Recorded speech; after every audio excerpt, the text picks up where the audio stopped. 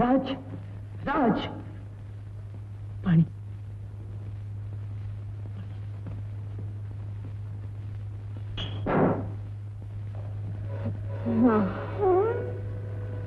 આ તો પ્રેમની અતૃપ્તિના પાણી.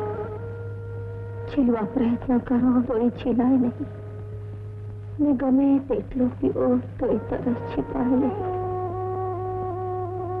પ્રેમની તરસ છીપાય નહીં એવી જગ્યાએ આપણે નથી રહેવું. રાજ, ચાલો મારી સાથે. ક્યાં? આપણે ઘેર. આપણું ઘર? હા, આપણે ચોરીના 4 ફેરા ફર્યા છે. આપણે પરણ્યા છીએ. હું તમારો પતિ છું, તમે મારા પરણેતર છો. તમે મારા પતિ છો, હું તમારી પરણેતર છું. તો મારાથી અવાય નહીં. પતિ પત્ની હોવા છતાં પણ ક્યાં સુધી જુદા રહેવાનું? જ્યાં સુધી મારી શરતનો સ્વીકાર ન થાય ત્યાં સુધી. તો કહી દો એટલે વાત પતે. હું એક જ શરતે તમારી સાથે આવવા તૈયાર છું. બોલો રાજ. આપણે પતિ પત્ની હોવા છતાં શરીર સંબંધ બાંધવો નહીં. રાજ, આ તો તમે એવી શરત કરો છો કે પરણ્યા છતાં પારકા ને સાથે છતાંય દૂર. સાથે છતાંય ન્યારા, પરણ્યા તોય પરાયા. બહુ પોષશે. શરત કબૂલ કરવા સાથે પૂછી લો કે પ્રેમ ભર્યા સવાસમાં જોમ ભરી જોવાની હાકલ થશે ત્યારે તમારો હૈયો હાથ રહી શકશે ખરો? આ પ્રશ્ન તમારી માટે છે. એનો જવાબ પણ તમારી પાસેથી જ મેળવી લો. એનો જવાબ હામાં હશે તો પ્રથમ વાર સાસરે જતી ન વધુને જેમ શણગાર સજી લઉં. બોલો, સજી લઉં શણગાર? હા રાજ, હવે હું તમારા વગર નહીં જીવી શકું. હું તમારા વગર ક્યારેય જીવી નહીં શકું. રાજ, સજી લો શણગાર.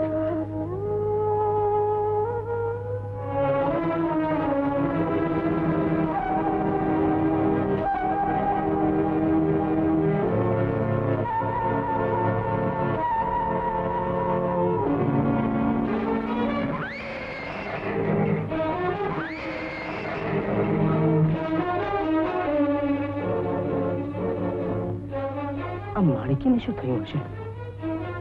એને શેનો ભો લાગતો હશે? તે આટલી હણેડાટી કરે છે.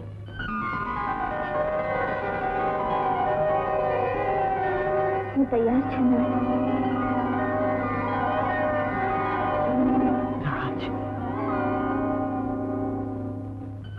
તમે ગયા તેનાથી કેટલાય ઘણા રોગથી જરાળાથી પાછા આવ્યા, પણ કઈ એ સમસ્યા અહીંયા જળહળા થયેલા રૂપના ખૂણા જુદા થઈ જશે. માટે પ્રીતને પૂજો નાથ, એ અમર છે. ને રૂપ તો રોહીના રંગ રાતા હોય ત્યાં સુધી જ ટકે. લ્યો, હાલો હવે.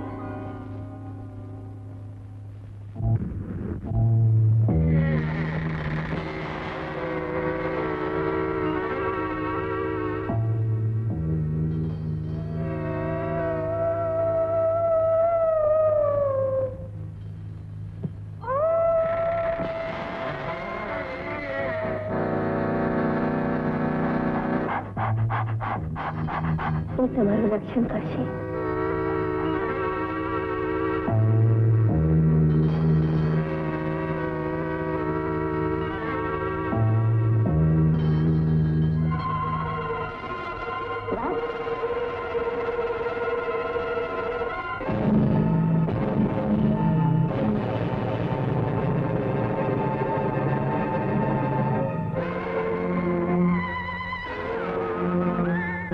તો કાળઝાળ કાળુભા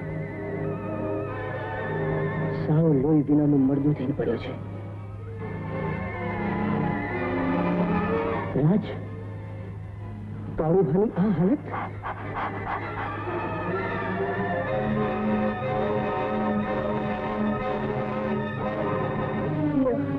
હાલો હવે, મને વેળાસર ઘેર નથી પોગાડવી.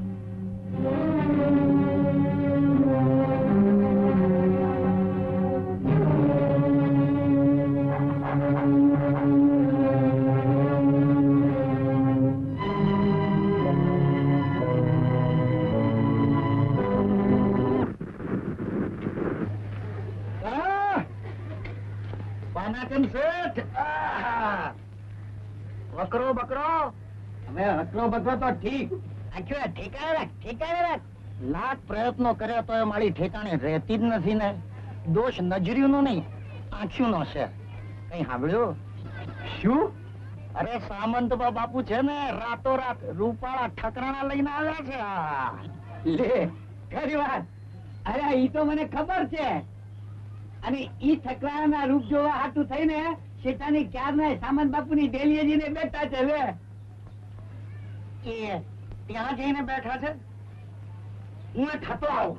લે આને મેં કેમ વાંચ્યું? અરે આ ગેલુબા હવારના તો ડાયો હતો, ત્યારે ગાંડો કેમ થઈ ગયો?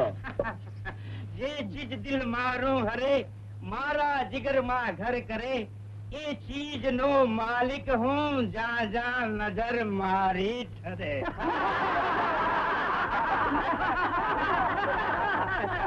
અરે ગેલુબા, ક્યાં નજર ઠરી છે તમારી? નજર ઠરી છે એક રૂપાળી નાર પર, રાજ એનું નામ છે, મોહો છું એના નામ પર. એટલા બધા રૂપાળા છે સામંતબાના ઠકરાણા. હું એ જોયો. એલા એક તો ગાંડો થયો, તું ક્યાં આયલો? રાજ, આખું ગામ ચર્ચાની ચટ્ટોળી ચડ્યું છે. તમારા રૂપના વખાણ કરવા સિવાય કોઈ બીજી વાત કરતો નથી. થોડાક દીમાં આ વાત આખા પંથકમાં ફેલાઈ જશે. પણ કે અટકી કેમ ગયા? તમારા રૂપની વાત પંથકમાં પસરે એ મોર બાપુના કાને પહોંચી જશે. ને રૂપ જવાનીનો રાખો એ બાપુ મને હાથ કરવાનો પેંતરો કર્યા વગર નહીં જ રહે. એ વાતની તમને શી ખબર? સામંતબા, એ સામંતબા, એ હાલો, બાપુ તમને બોલાવે છે. મને ખાતરી જ હતી.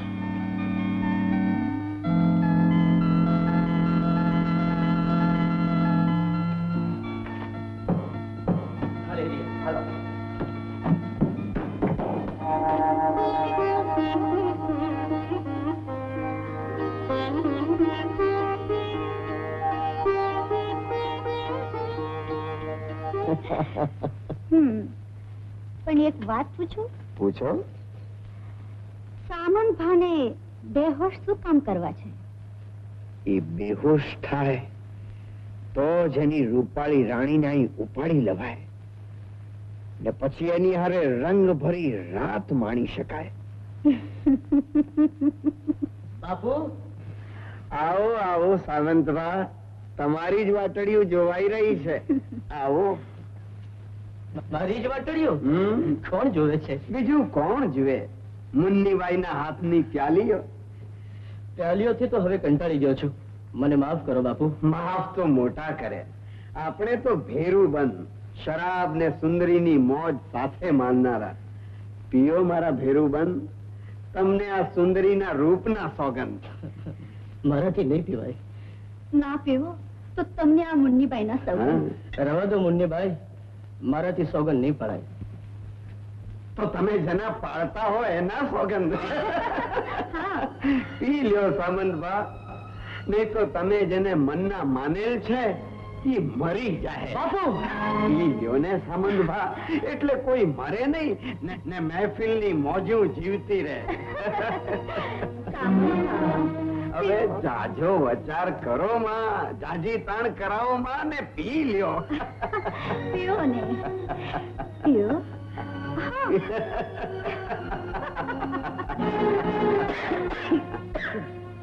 મુન્નીભાઈ, લાગે છે કે હવે મહેફિલ શરૂ થઈ ગઈ છે. આપો બીજી પ્યાલી. ના, હવે બસ છે. અરે એમ તે કઈ બસ ખાતા હશે? ગંદા નાળાનું કે ગંગાનું પાણી અંજલિ ભરીને પીઓ કે પેટ ભરીને, પાપ કે પુણ્યમાં કોઈ ફરક પડતો નથી. માટે એક પીધી તો હવે ધરાઈને પીઓ.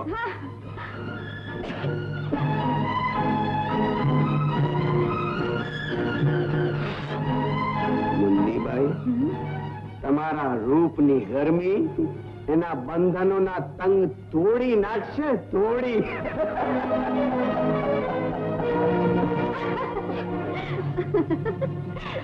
સામંત, એક તો તમે તમારા માનેલાના માન ખાતર પીધી, હવે બીજી આ નાચી મુન્નીબાઈના સમ ખાતર નહીં પીઓ?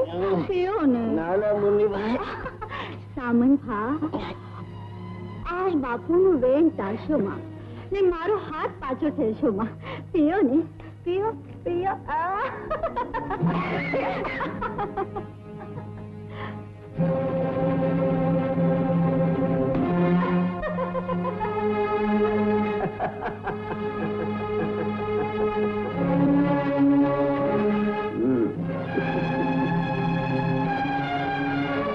બાપુ,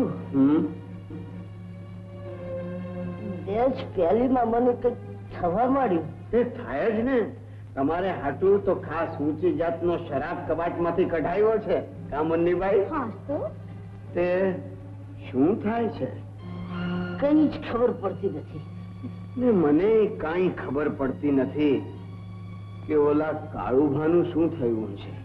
કાળુભા? એનું શું થયું? મરી ગયો. મરી ગયો? કેવી રીતે?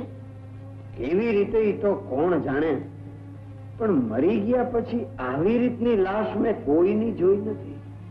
આવી રીતની લાશ એટલે?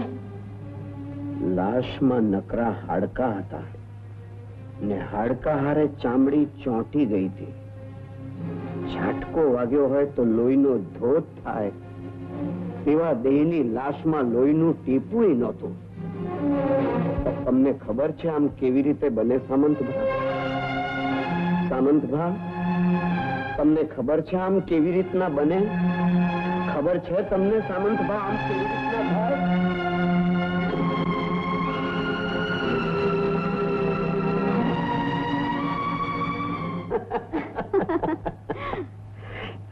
કેટલી દવા નાખી હતી?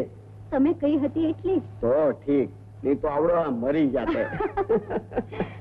પણ આપણે તો બેહોશ જ બનાવવાના હતા ને, મારી ક્યાં નાખવાના હતા? ને મરી ગયો તો અહીં ક્યાં વાંધો હતો? બાકી શાબાશ મુન્નીભાઈ, શાબાશ. તમારા જેવી સમજદારી મેં ક્યાંય જોઈ નથી ને તમારા જેવી કદરદાની મેં ક્યાંય દીઠી નથી. મુન્નીભાઈ,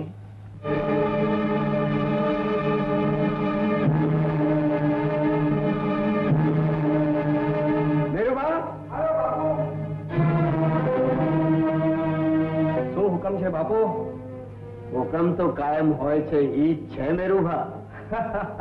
સમજી ગયો. કઈ રૂપાળીને ઉપાડી લાવવાની છે? આને ઓળખસ? સામંતભાને? કોણ ના ઓળખે બાપુ? બસ તો અટાણે જ એને ઘેર જા ને એની નવી ઘરવાળીને અહીં પોગાડી દે. પણ બાપુ, સામંતભાના ઘરવાળા સામંતભાને આ વાત કરશે તો મારું આવી બનશે.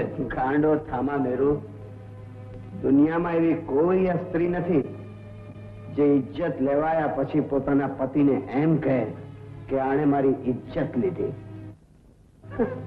જાઓ મેરુભા, કાયમની જેમ ફતેહ કરો. સવારે તમારો ધનનો ઢગલો અહીંયા આગળ મોજૂદ હશે. જાઓ.